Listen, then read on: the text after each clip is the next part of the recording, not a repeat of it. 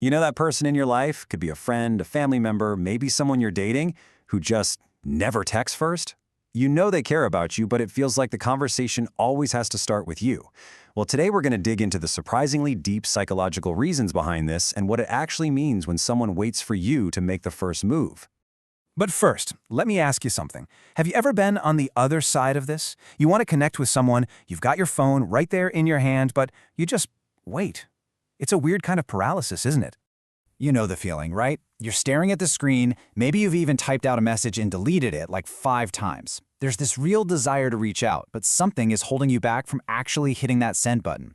Believe me, this hesitation is almost never about being lazy or playing games. It's way more complex than that. Okay, so the first piece of this whole puzzle is understanding that for some people, just starting a conversation is a genuine mental workout. It's not laziness, not at all. It's a cognitive process that can feel incredibly draining. So, psychologists have this idea of 2 modes of thought. You've got System 1, which is super fast, it's automatic, it's intuitive, like knowing 2 plus 2 equals 4, but then there's System 2, and that's the complete opposite. It's the part of your brain you have to fire up for hard problems, for deep concentration, for anything that requires real, focused effort. And this is where it all clicks. Crafting that perfect opening text, thinking about the right words to use, the tone, what they might say back, the timing of it all, that is a full-on System 2 task. It's not automatic. So for someone who's already feeling mentally tired or just gets overwhelmed easily, kicking that whole process off can feel like a heavy, heavy lift. But, that mental effort, that's only half the story. Because layered right on top of that heavy lift is a really powerful emotional driver, a deep-seated fear of the potential sting of silence. This is where something called rejection sensitivity comes in. And this isn't just about being a little bummed out if someone doesn't text you back right away. No, it's this heightened state of anxiety where a person is basically wired to expect and see rejection even when it's not actually there. So a simple delayed reply isn't just, "Oh, they must be busy." It feels like a personal insult. And get this, it goes way deeper than you'd think. Brain scans have actually shown that social rejection lights up the exact same areas of the brain as physical pain. So when you hear that being left on red can feel like actual physical pain, that's not just a metaphor. It's literally what's happening in the brain. For someone with high rejection sensitivity, hitting send is like willingly opening yourself up to the possibility of real, physical level hurt.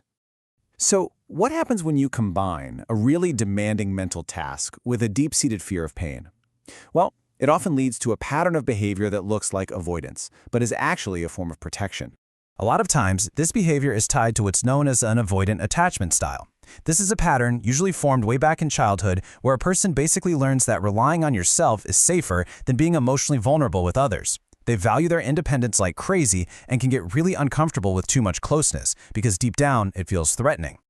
So, not texting first isn't an attack. It becomes this deeply ingrained defense mechanism. It's not about pushing you away specifically. It's about protecting their own inner world. Their nervous system just gets totally overwhelmed by the mix of mental effort and emotional risk. And the only way to calm that down is to pull back and create some space. It's a survival strategy, not a sign they don't care. Okay, so let's put all the pieces together. You can really see the chain reaction, right? It all starts with the heavy cognitive lift of System 2 thinking.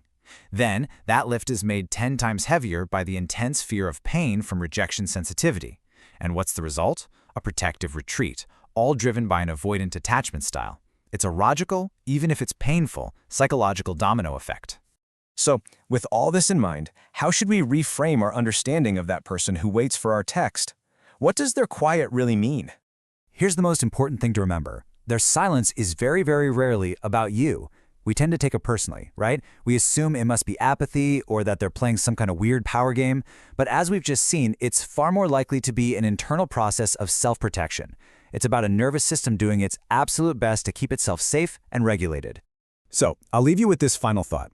The next time you find yourself waiting for a text from that person, instead of seeing absence or indifference, maybe you can try to see a quiet battle being fought on the other side of that screen.